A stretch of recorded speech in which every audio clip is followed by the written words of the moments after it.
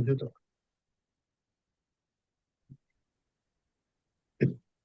Të dashur miq, selam aleikum. Takohemi sot në datën 25 prill i vitit 2025. Sot kam në linjë mikun e përhershëm të bisedave që unë bëj, doktor Frymzim Davutin, nga Gostivari i Maqedonisë, unë lidhem nga Genting Highland i Malajzisë.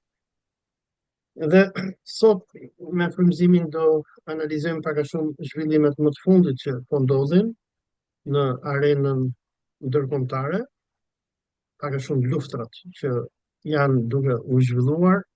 E para, lufta apo konflikti Rusi-Ukrainë dhe përpjekjet e administratës Trump për ta pushuar këtë konflikt dhe përpjekjet e grupeve të ndryshme globaliste britanike e të tjerë që kërkojnë që ta mbajnë konfliktin e hapur. Do prekim pak gjenocidin që vazhdon në Palestinë dhe në një farë mënyrë dorëzimin e botës muslimane, ku nuk po bëhet asnjë gjë për t'i ardhur në ndihmë palestinezëve. Do përmendim edhe faktet më të fundit që po ndodhin nga Siria dhe Jordania, ku Jordania për para pak ditësh ka shpallur të jashtëligjshme vllazërinë myslimane, një nga organizatat kryesore të rezistencës kundër zionizmit izraelit, ndërsa në Siri kemi zhvillime shumë interesante, ku qeveria zioniste e Abu Muhammed al-Gjolanit për para pak ditësh ka arrestuar krerët e xhihadit islamik, ndërsa në një deklaratë të fundit të Abu Muhammed al-Gjolanit, kreu i terroristëve që sot kanë pushtetin në Damask, ka deklaruar që Siria është e gatshme bëj paqe me Izraelin dhe t'i bashkohet akordeve abrahamike.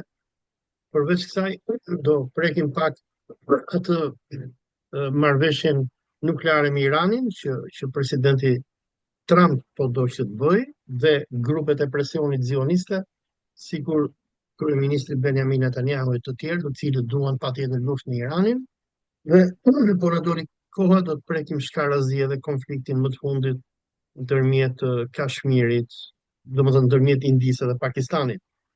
Kemi probleme teknike, unë me frymëzimin kemi rreth gjysmë ore që po lodhemi, duke provuar të bëjmë video me Teams, me Google Meet e tjerë, që këto oligarkët që kanë Microsoftin kanë bler Skype-in, edhe Skype-i nuk është më një software i lirë, ne mund të bënim video sa të doni.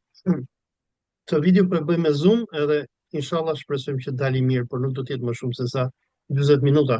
Frymzim, si e shikon këtë llovin botërore? Përveç të llovis tonë që kemi me Skype-in. Po, si, i përshëndesim ndjekësit, faleminderit për mundësinë që na jepni të informojmë ata që na ndjekin. Ju preket shumë tema, të rumbullaksojmë ata në pak minuta, thuajse është e pamundur, po kuptohet një rezume të gjithë problemeve në botë, do të arrijmë që ta bëjmë. Po ashtu është aktuale edhe çështja e Rusisë dhe Ukrainës. Tani jemi në një situatë të re në botë për shkak të ndrimit të qeverisë në SBA. Në SBA, siç e dim të gjithë, është Trumpi në pushtet dhe Trumpi është i paparashikuar nga globalistët, ai që i ndryshon shpesh qëndrimet, varësisht edhe nga disponimi i tij, varësisht edhe nga këshillat nga kush i merr. Tani gjatë kampanjës së tij ai tha që do të arrijë ta ndërpres luftën në mes Rusisë dhe Ukrainës për 1 ditë, por ja që u bën 100 ditë, dhe ai si duket është i dëshpëruar dhe tenton që të largohet nga negociatat për arritjen e një paqe në Ukrainë, për shkak se është i vetëdijshëm që nuk i mjafton forca SBA-s që ta ndërpres këtë luftë, apo nuk mjaftojnë kërcënimet e SBA-s kundër Rusisë që ta detyrojë Rusinë që të tërhiqet nga kjo luftë, dhe si duket kjo lufta do të vazhdone edhe disa muaj. Kuptohet që gjatë këtyre muajve të ardhshëm ne do të shiqojmë në fush betejë një progres më të madh të ushtrisë ruse në territoret e Ukrainës, dhe ndoshta mbas disa muajve do të shiqim kapitulimin e Ukrainës. Kuptohet që Ukraina nuk kapitulon lehtë, për arsye se e ka pas Evropën dhe oligarkët e shtetit të thellë, si në SBA, po ashtu edhe në Evropë, dhe ka ende resurse financiare, po edhe armatime, por kanë edhe ushtarë të mjaftueshëm. 1 milion ushtarë të vrarë të paktën Ukrainës nuk i konsiderojnë shumë, për shkak se i konsiderojnë si sllav që vriten me rusët dhe si ukrainasit si rusët, ata i shiqojnë rus, pra slav, dhe nuk mërziten se gjatë këtyre muajve të ardhshëm do të vriten qindra mijëra rus të tjerë, qoftë Ukrainës apo të Rusisë, dhe do të kemi një përgjakje të fushbetejës në Ukrainë në dëm të ukrainasve, kuptohet. Tani Evropa, nëse e shiqojmë, po ashtu së bashku me Britaninë e Madhe, dhe më insistues janë Franca dhe Gjermania që kjo luftë të vazhdoj. Nëse e shiqojmë qeverinë e Gjermanisë, atje pritet që të zgjidhet kancelari i ri, i cili ishte drejtori i kompanisë BlackRock në Gjermani, apo ndoshta edhe si përfaqësues në Evropë. BlackRock, për ata që nuk e din, është organizata financiare më e madhe në botë, me kapital financiar që e menaxhon, dhe gjithë bordi ekzekutiv i tyre, si dhe themeluesit e tyre, janë çifut. Pra, BlackRock ka investuar shumë në Ukrainë, po ashtu edhe Zelenski, i cili është çifut, dhe me mbështetjen e oligarkëve tjerë çifut të Ukrainës është në pushtet. Kuptohet që kanë interesa të mëdha në territor të Ukrainës, po jo vetëm këtë, së bashku me oligarkët tjerë të Amerikës dhe të Evropës, ata tentojnë që ta marrin në kontroll edhe Rusinë, ku kanë resurse të mëdha, me çka edhe do të asigurojnë zgjatjen e ekzistimit të kësaj bote unipolare. Por ne, si edhe para 3 viteve, kur i kemi filluar këta biseda, kemi thënë që kjo është një luftë për të ndryshuar rendin botror, dhe si duket tani shiqojmë frutet e ndrimit të rendit botror, për shkak se fjala e SBA-s në terren nuk mund të realizohet. U përpoq Trumpi me përfaqësuesin e tij, Shifutin Vitkov, i cili shkon në Moskë pothuajse çdo javë, që ta bindin Putinin që të tërhiqet nga kjo luftë dhe të marrë çka është në interes të tij, po si duket Putini është serioz, Rusia është serioze. Ata nuk kërkojnë vetëm territorin që e kanë nën kontroll në Ukrainë, por ata kërkojnë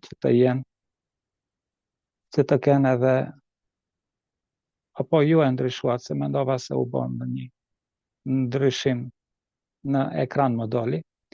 Pra kuptohet që Putini kërkon që të shiqoj shenja të ndryshimit të rendit botror.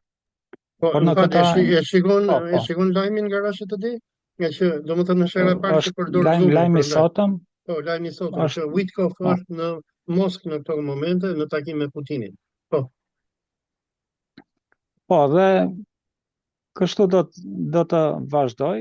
Unë evropianës si shiqoj për shkak se ata formuan një koalicion të ri, Coalition of Willings, si përkthehet në shqip, pra ata që duan të vazhdojnë këtë luftë. koalicioni vullnetarëve.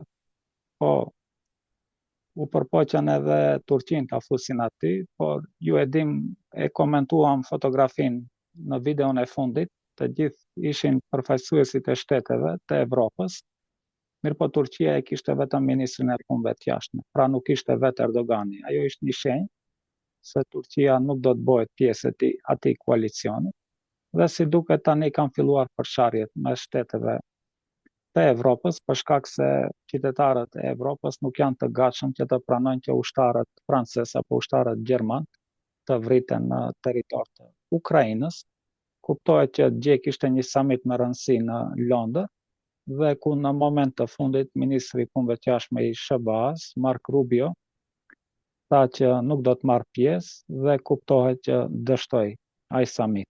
Kjo nënkupton që Amerika dal nga dal tërhiqet nga lufta në Ukrainë dhe i alen në dorë shtetit të thellë dhe atyre që i përfaqësojnë në politikën evropiane.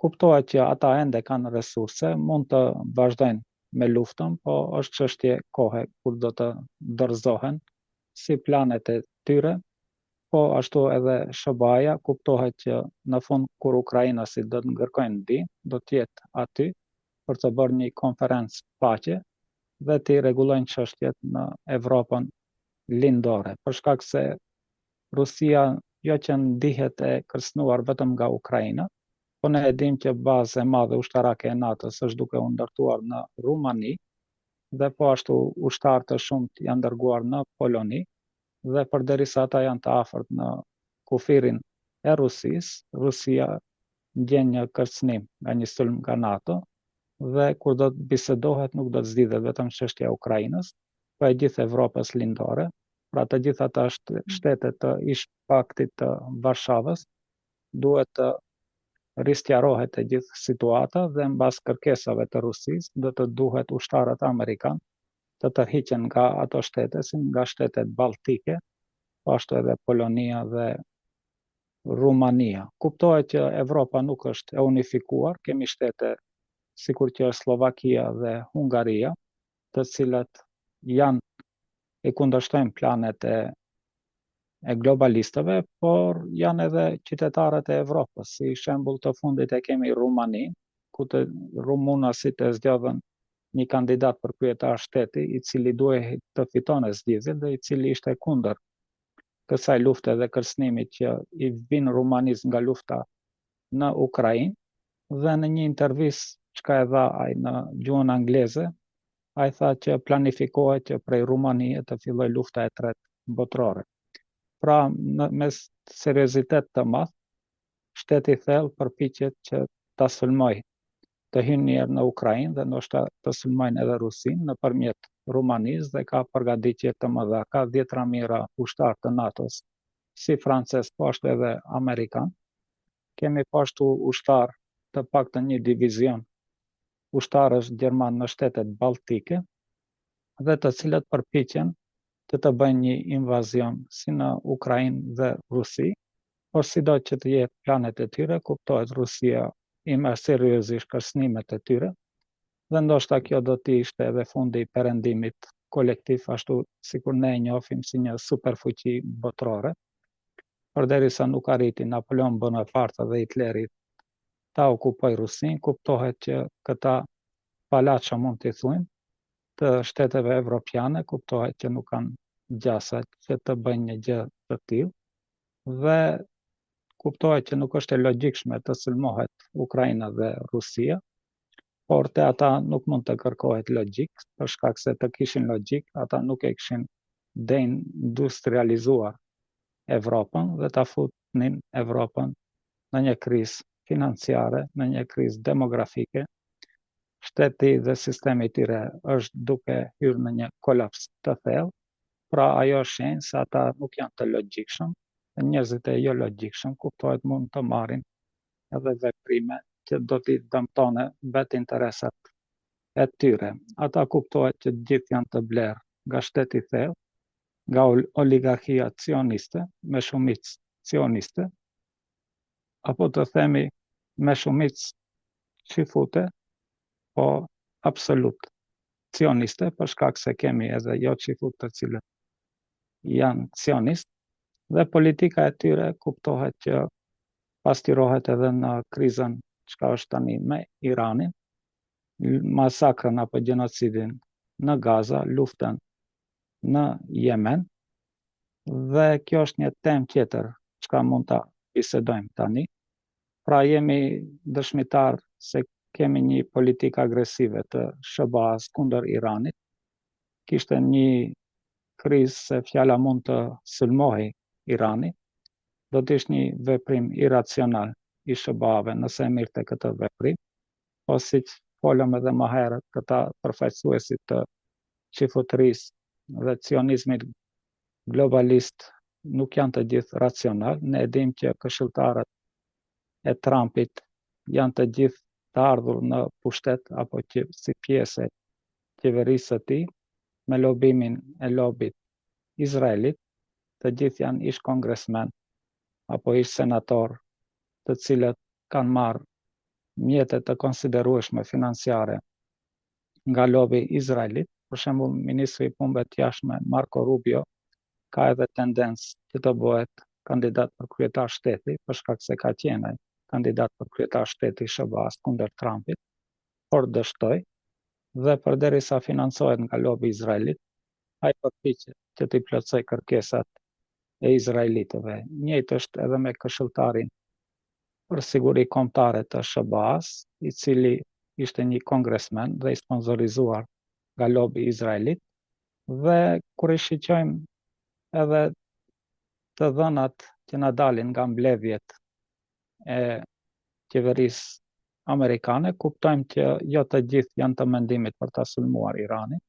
Kuptohet që më rezistent kundër sulmit ndaj Iranit është vetë presidenti Trump, mirëpo përderisa ai është i rrethuar nga neokon, mund t'i quajmë, ata që e përfaqësojnë ato në qeverinë amerikane, mund të ndodhe edhe një sulm kundër Iranit, nuk e përjashtojmë, por kuptohet që Irani është i përgatitur, ashtu sikur para disa muajve e sulmuan Iranin dhe sulmi i tyre dështoi. Dështoi për shkak se kishte qenë i suksesshëm, ato do të vazhdonin me bombardimin e Iranit. Mirëpo ata thuajnë që gjatë atij bombardimit patën sukses. Po. Më fal, vetëm të ndërpres për një moment të ndaj për shikuesit tanë një intervistë që ka bërë dje gazetari i famshëm amerikan Tucker Carlson me Dan Caldwell. Dan Caldwell ish Marines që punonte me Pete Hegseth, është larguar nga Pentagoni. Arsyeja është se ky me një grup të tjerë zyrtarësh amerikan banin anën pak a shumë të Trumpit për të mos shkuar në luftë me Iranin. Kjo intervistë është një intervistë fantastike që ja këshilloj ndjekësve tanë që ta shohin, e kanë në Twitter, por mund ta gjejnë edhe në Rumble, ndoshta edhe në YouTube. Dhe në këtë intervistë Dan Caldwell, që ka qenë sekretar, pothuajse krahu i djathtë i këtij ministri të luftës të Amerikës, sekretarit të Defense që i quajnë ta Pete Hegseth, dekonstrukton dhe tregon grupet zioniste brenda presidencës së Trumpit që po bëjnë maksimumin për ta nxitur Trumpin që të shkojnë në luftë me Iranin dhe për ta bombarduar Iranin. E ndava këtë nga që është një video që ja vlen që të shikohet, ku ky, domethënë, Dan Caldwell tregon historinë e tij dhe tregon në detaj se çfarë ndodh brenda administratës së Trumpit dhe si grupet zioniste po bëjnë maksimumin që ta nxisin Trumpin që shkojnë në luftë. Vazhdo frymëzim se të ndalova. Po, po tani intervista e tij në të kaluarën do të konsideroj teori konspiracioni, pra këta ne që ka i flasim me vite, në fakt kemi tani dëshmitar nga brenda që po këta biseda bëhen, dhe të gjithë ata që kanë qenë skeptik nga bisedat tona, mund të gjejnë aty fakte dhe dëshmi, dhe kuptohet që të mësojnë nga gabimet e tyre. Tani nuk do të ishte në interes të SBA-s që të hyjë në luftë me Iranin, për shkak se ka gjasa edhe ta humbë atë luftë. Unë e kam thënë në të kaluarën, përderisa ata nuk arrin që të fitojnë Yemenin dhe të lirojnë qarkullimin e anijeve izraelite, të lundrojnë lirshëm në detin e Kuq, ata nuk kanë kapacitet që ta sulmojnë Iranin. Si zakonisht, SBA-ja është mësuar që të sulmoj shtete të cilat nuk kanë mbrojtje ajrore, dhe që ekonomikisht dhe janë shumë të dobta dhe kanë ndasi të mëdha sektare dhe fetare, po kjo nuk është rasti me Iranin. Irani ka një sistem mbrojtës të shkëlqyeshëm kundër aeroplanëve që do të mundeshin që ta sulmojnë Iranin, dhe këtë e kemi dëshmi para disa muajve kur izraelitët së bashku me amerikanët e sulmuan Iranin.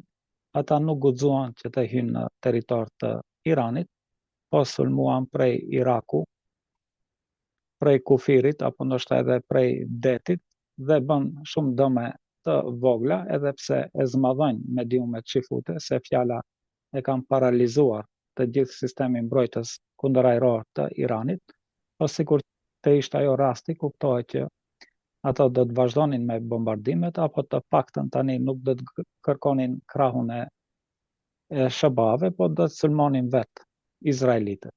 Tani, përderisa kemi një qeveri genocidale në Iran, në fakt Në Izrael. po, në Izrael, është rrezik Irani, jo nga një kërcënim i Izraelit dhe forcës së tyre, për shkak se ata nuk kanë forcë që ta sulmojnë Iranin dhe mund të zhduken nëse marrin një iniciativë të tillë. Mirëpo çështja është se ata ende kanë bomba atomike.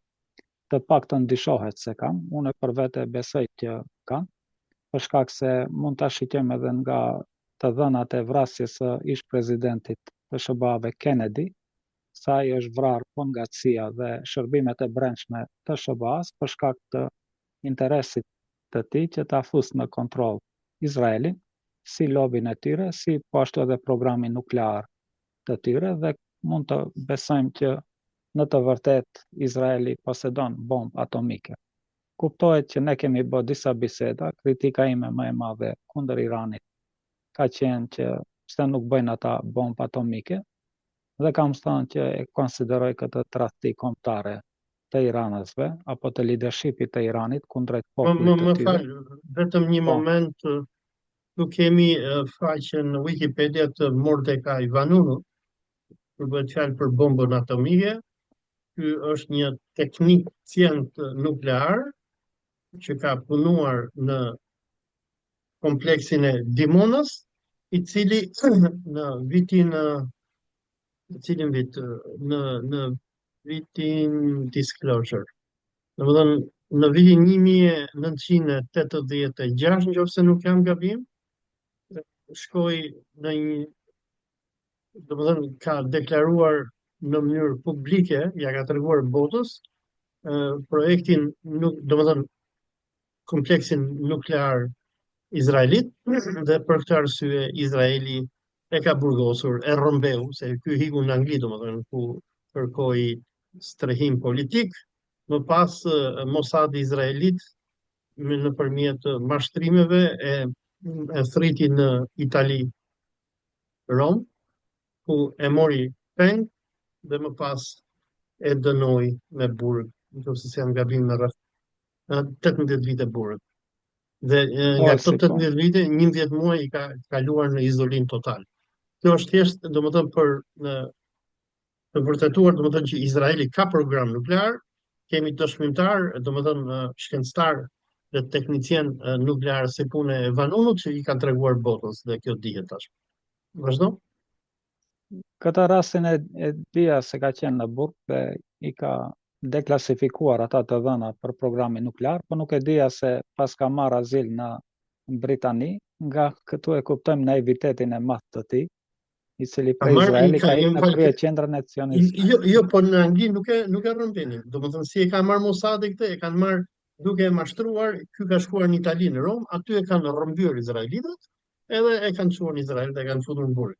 Ky është konvertuar në katolik, duket se ka takuar edhe papën, ka kërkuar ndihmën e papës, gjithë botës kristiane, dhe i kanë thënë sorry, nuk ndihmojmë dot, shko në burg. Edhe Izraeli ja ka shkatruar. Po, përsëri lidhem, përderisa ata besojnë se Evropa përfaqëson të drejtat e njeriut dhe do ta mbronin atë në Evropë, do të ndjej sigurt, tregon naivitetin e tij. Si zakonisht këta që janë të shkencave natyrale kanë mungesë të shkencave shoqërore dhe ju besojnë propagandës se perëndimi është qendër e drejtave të njeriut. Po kuptohet edhe të sotmit ata që studiojnë shkencat shoqërore ju besojnë propagandës të cilën e mësojnë në shkollë profesorëve të tyre në universitet, si dhe gazetave dhe mediave të cilët i dëgjojnë, dhe për fakt të keq ndodhin raste të tilla sot e kësaj dite. Tani do të ndërlidhesha pak edhe pse Trumpi do të kishte interes që të lidhë një marrëveshje me Iranin, për shkak se ajo i vetëdijshëm që donte të fillojë një luftë tregtare kundër Kinës, të cilën e shiqon si konkurrent më të madh. Mbas të dhënave të fundit, dikun 30% të naftës Kina e merr nga Irani, dhe nëse do të arrinte një marrëveshje, kuptohet që Amerika do të kërkonte që Irani mos i shes naftë Kinës. Po ashtu do të ishte në interes që për luftën në Ukrainë, që Irani mos e furnizojë me dron Rusin në luftën në Ukrainë.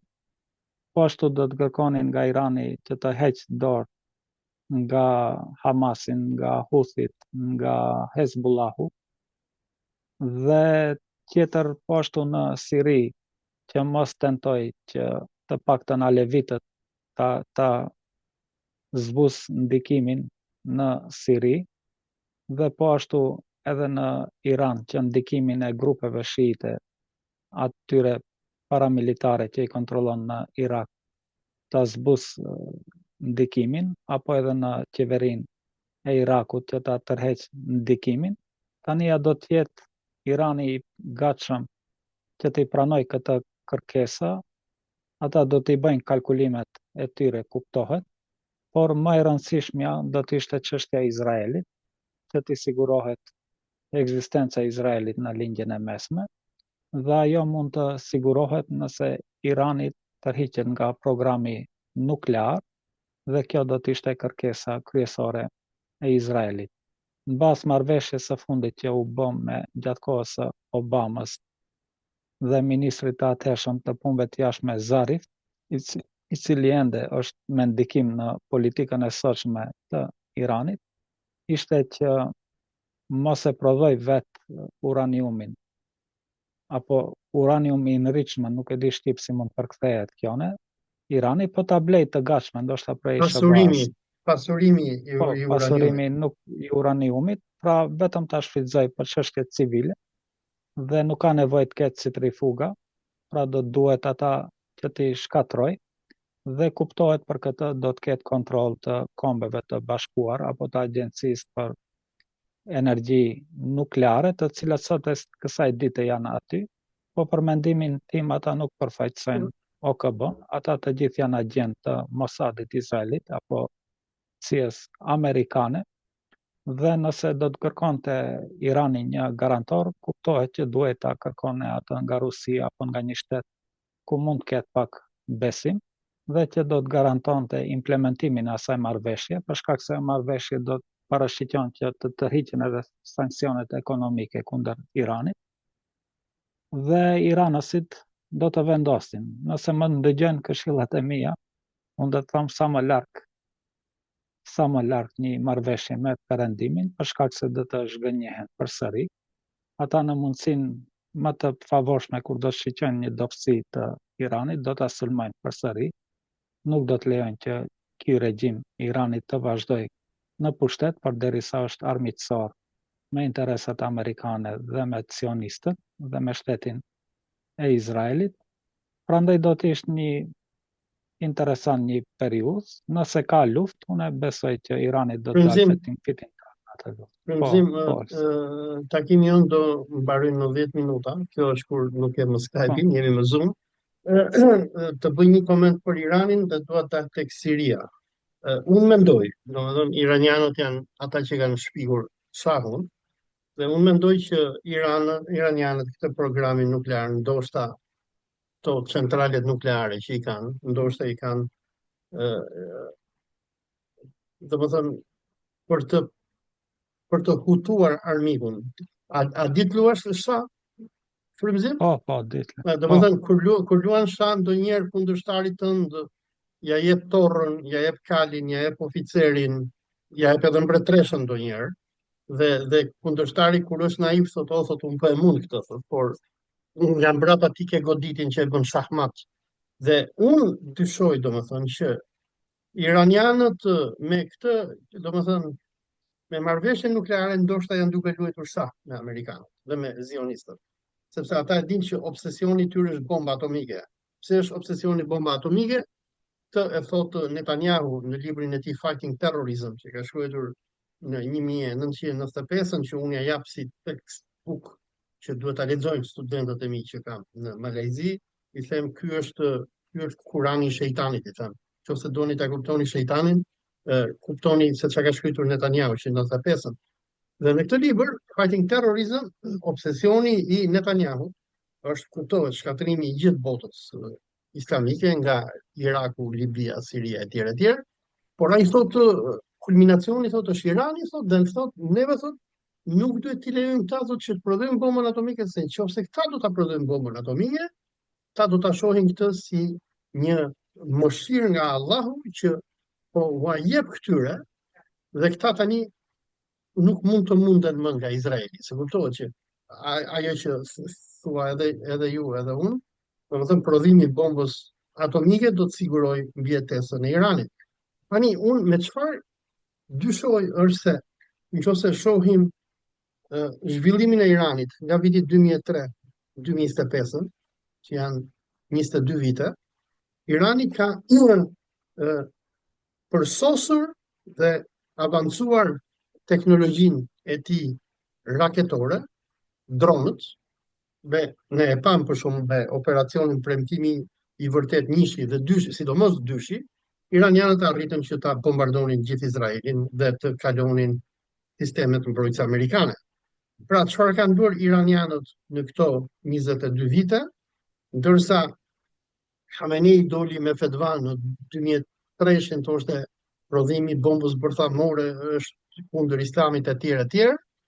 Ta e përdorën këtë kohë për të hedhur hysyve amerikanëve, për të zhvilluar edhe më tej teknologjinë e tyre raketore dhe dronëve dhe për të ndërtuar boshtin e rezistencës.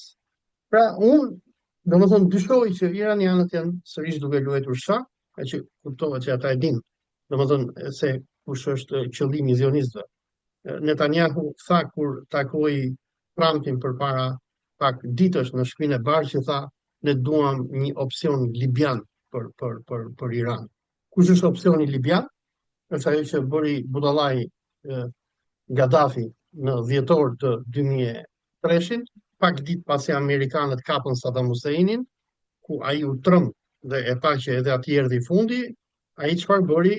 I dha gjitha raketat Scud që kishte ja dha amerikanëve, të cilët ja shkatruan, i dha edhe programin nuklear që Ayub Khani ja kishte dhënë, pasi e çarmatosën, pastaj në 2011 i çuan terroristët Wahhabit dhe e vranë edhe në kamera, saqë edhe Hillary Clinton dha atë deklaratën e famshme që tha we came, we saw, he died. Ne erdhëm, e pam dhe i vdiq. Pra, kush është domethënë solucioni libian? Është çarmatosje dhe pastaj vrasje apo regime change. Tani, nga që besoj se kemi vetëm 7 minuta që na kanë ngelur, kjo është kur kemi Zoom, i lusë ata që na ndjekin që nëse din ndonjë program që mund bëj video më të gjatë atë na tregojnë, po të ketë dikush edhe të na dhurojnë ndonjë program. Dua që të dalim tek konspiracia e radhës që ne kemi muaj që lehim edhe që na shajnë e na ofendojnë, edhe ty të kanë sharë frymëzim, po mua më shumë, për punën e Sirisë. Domethënë, ajo që ndodhi në Siri në 8 dhjetor 2024 ishte fika pas shpine që zionizmi i bëri boshti të rezistencës. Dhe në atë kohë ne kemi thënë që Ahmed al-Shara apo Abu Muhammad al-Jawlani nuk është gjë tjetër, por është vetëm se një agent zionist. Dhe ja tani më në 24 prill 2025 mediat zioniste thonë që Ahmed Shara thotë është i gatshëm të bëjë paqe me Izraelin dhe të nënshkruaj akordet abrahamike. Deklarata e Ahmed al-Sharës vjen pak ditë pasi ai ka arrestuar dhe burgosur antar të xhihadit islamik palestinez në Damas. Pra, Siria, vendi i fundit arab që rrethonte Izraelin dhe që nuk kishte nënshkruar paqe me Izraelin, me rrëzimin e Asadit nga terroristët e Hayat Tahrir al-Shamit, tani më ju bashkua poshtit zionist. Pra, kur unë edhe ti flisnim në nëntor dhe në dhjetor dhe thonim që ta janë zionist, shumë veta thonin jo, nuk janë, jo, ju pse po i bini një qafë vëllezërve tanë e tjerë e tjerë. Por ja pra, ku është realiteti tani, prill, që i bie 5 muaj mbrapa atyre që kemi deklaruar neve, Ahmed al-Shara, sigur mund të lexohet edhe këtu, ka arrestuar Khalidin, kreun e xhihadit islamik në Siri dhe Abu Ali Yasserin, kreun e Këshillit Ekzekutiv të xhihadit islamik, dhe në të njëjtën kohë deklaron që Siria është e gatshme që ti bashkohet akordeve abrahamike. Pra, dalim prapë te teoritë konspirative që po flisnim më herët, që na thonin këta bëjnë teori konspirative për punën e Rusisë, për punën e Iranit, për punën e Sirisë. Koha vërtetoi që teoritë tona konspirative u vërtetuan.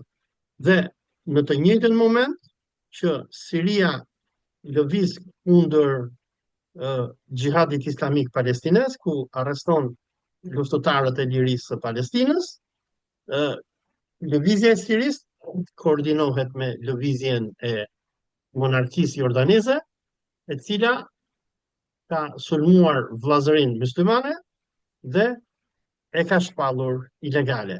Pra, kemi sulm kundër rezistencës arabe islamike, si në Siri, me sulmet kundër rezistencës palestineze, ashtu edhe në Jordani, ku Jordania nxjerr jashtë ligjit vllazërinë myslimane. Pra, Abu Muhammed el-Gjolani i bashkohet Abdullahit të Jordanisë, ku kemi një aleancë zioniste arabe, e cila i shërben zionizmit dhe shërben si shërbëtore saj për të shtypur rezistencën palestineze. Frymëzim, komenti yt për deklaratën më të fundit të Ahmed al-Sharës? Çështja e Sirisë është më e komplikuar, ose nuk besoj që kemi na mbeti kohë për ta komentuar al-Shara. Kuptohet që al-Shara nuk është sirian, ai është i lindur në Arabinë Saudite. Thuhet se e ka prejardhjen babai i tij nga Siria, po nuk mund të jemi edhe për atë të sigurt. A është agent i Arabisë Saudite apo është agent i Britanisë së Madhe, Izraelit apo SBA-ve. Tani disa thuajnë është në ndikimin e shërbimit sekret turk. Unë nuk e besoj këtë. Kuptohet që kanë marrëdhënie të mira tani për tani me Turqinë, mirëpo Turqia e pranoi realitetin për shkak se qeveria e Asadit dështoi dhe ato korrën sukses për një kohë rrufe dhe morën të gjithë Sirinë dhe kuptohet që tani Turqia ka marrëdhënie të mira me udhëheqësin e ri të Sirisë, i cili ka nevojë mbështetjen e Turqisë, por çështja më e thellë do ta bisedojmë. Po marrëdhënie nuk i ka në aq të mira, se domethënë Ahmed al-Shara nuk i bindet turqëve për shumë gjëra. Domethënë është biles Po kuptoj për çështjen e kurdëve, përderisa u takua me udhëheqësin e kurdëve në Sirinë perëndimore, jo në Sirinë lindore i bie, të cilën e kontrollojnë, ata u takuan me